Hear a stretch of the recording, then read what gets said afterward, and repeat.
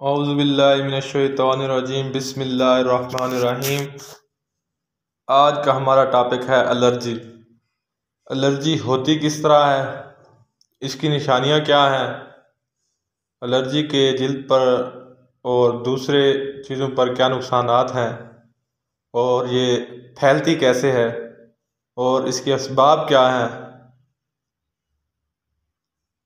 इस बारे में तमाम इन्फॉर्मेशन से पहले अगर आपने हमारा YouTube channel healthy life care subscribe नहीं किया तो इसे जल्दी से सब्सक्राइब कर लें ताकि इसके मुतल्लिक नई आने वाली वीडियो और इन्फॉर्मेशन आप तक पहले पहुंच सके। एलर्जी एक मुदाफ़ाती रद्द-ए-अमल है जो एलर्जीन एक आम तौर पर नुकसानदा मादा के ज़रिए पैदा होता है। इसके असबाब: एलर्जी वाले अफराद में ख़ास तौर पर हसास मुदाफ़ाती निज़ाम होते हैं जो एलर्जीन से रब्ता करने पर रद्द-ए-अमल ज़ाहिर करते हैं।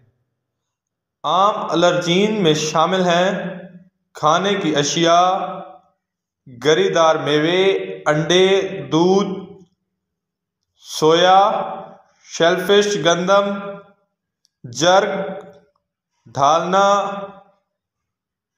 लेटेक्स, पालतू जानवर की खुश्की। अलामात जो इसकी हैं वो हैं, चूँकि बहुत सारी मुमकिन वजूहात हैं, एलर्जी की अलामात बड़े पैमाने पर मुख्तलिफ होती हैं। हवा से पैदा होने वाली एलर्जी जैसे जर्ग और पालतू जानवरों की खुश्की का सबब बन सकता है।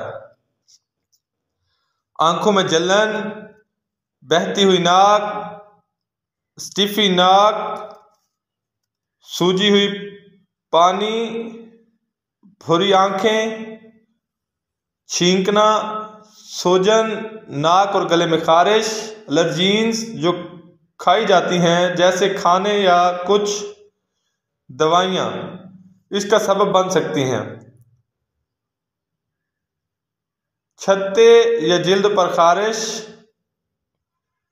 मैदे की तकलीफ, असहाल, मतली, उल्टी, गैस की ज्यादती, बदहजमी, होठों, चेहरे या ज़बान की सोजन या सोजन खारिश, सांस लेने में दुश्वारी या गड़गड़ाहट, बेहोश होना या सर हल्का होना, ज़्यादा शदीद रद्द-ए-अमल की सूरतों में जैसे एनाफ्लेक्सिस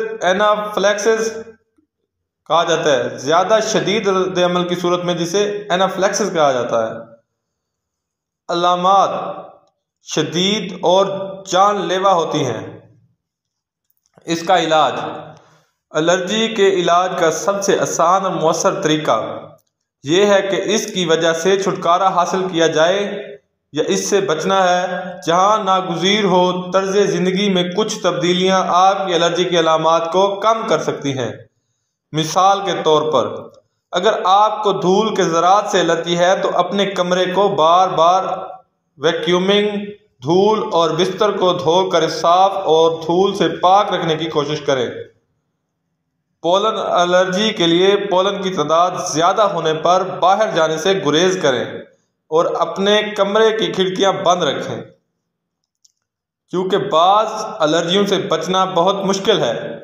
इसलिए खुराक और अद्वियात के अलावा एलर्जीन की वजह से होने वाले अलामात को कम करने के लिए दवाइयाँ ज़रूरी हो सकती हैं। एंटीहिस्टामाइन्स छींकों, आंखों और गले में खारिश को दूर या रोकने में मदद करती है और बाद अज़ नाक ड्रिप जो एलर्जीन की वजह से हो सकती है वो कई शक्लों में फ़रोख्त होते हैं, यानी गोलियां, नाक के स्प्रे, मायात वगैरह। इन झिल्लियों को फराहम करने वाली खून की नालियों को तंग करके आपकी नाक की झिल्लियों में भीड़ को कम करने में मदद करें। इन्हें कई शक्लों में खरीदा जा सकता है: माए, गोली या नाक के स्प्रे, और इन्हें एंटी हिस्टामाइन के साथ या अकेले एलर्जी के मुतल्लिक नाक की सूजन के इलाज के लिए इस्तेमाल किया जा सकता है। नाक के स्प्रे के इस्तेमाल को लगातार 2 से 3 दिन तक महदूद रखें, क्योंकि तवील इस्तेमाल नाक की झिल्ली के फूलने का सबब बन सकता है, जिसके नतीजे में नाक में शदीद रुकावट पैदा होती है। सोजिश मुखालिफ एजेंट्स मसलन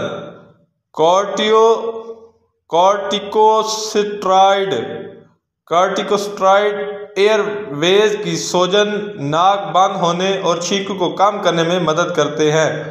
आमतौर पर नाक के स्प्रे के तौर पर लिया जाता है। कुछ लोग रिपोर्ट करते हैं कि कॉर्टिकोस्टेरॉइड्स नाक के रास्ते में जलन पैदा करते हैं। एलर्जी शॉट्स संगीन एलर्जी के शिकार अफराद के लिए तजवीज़ करदा शॉट्स का यह सिलसिला सेहत की देखभाल फराहम करने वाले के ज़ेरे इंतज़ाम होता है और इसमें थोड़ी मिकदार में एलर्जी होती है जो आपको तकलीफ का बायस बनती है। एलर्जी शॉट्स का मकसद आपके मुदाफ़ी निज़ाम को एलर्जीन के खिलाफ बेहतर दिफा बनाने के काबिल बनाता है। कुछ एलर्जियां उम्र के साथ साथ जाती हैं, लेकिन दीगर उम्र भर रहती हैं। इनकी रोकथाम: सुबह 5 से 10 बजे के दरमियान बाहर जाने से गुरेज करें और दोपहर के आखिर में या तेज़ बारिश के बाद जब जर्ग की सतह कम हो तो बाहर की सरगर्मियों को बचाएं। अपने रहने की जगह पर खिड़कियां बंद रखें ताकि जर्ग की नुमाइश कम हो। ठंडा रखने के लिए एयर कंडीशनर इस्तेमाल करें और खिड़की और अटारी के पंखे इस्तेमाल करने से गुरेज करें। किसी रद्द अमल की सूरत में अपनी एलर्जी के बारे में दूसरों को बताने के लिए मेडिकल अलर्ट ब्रेसलेट या दीगर ज़राए पहने। अगर आपको शदीद एलर्जिक रद्द-ए-अमल का ख़तरा है तो अपने हेल्थ केयर फराहम कुनिंदा के साथ एपिपिन के नुस्खे पर बात करें। किसी भी चीज़ को ख़रीदने या इस्तेमाल करने से पहले प्रोडक्ट लेबल का बगौर जायज़ा लें। यह जानना ज़रूरी है कि आप क्या खा रहे हैं या क्या पी रहे हैं। बहुत शुक्रिया।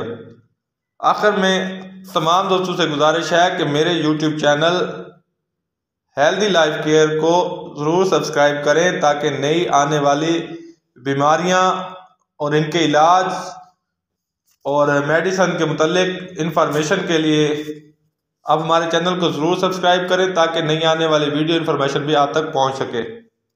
बहुत शुक्रिया। अल्लाह हाफिज़।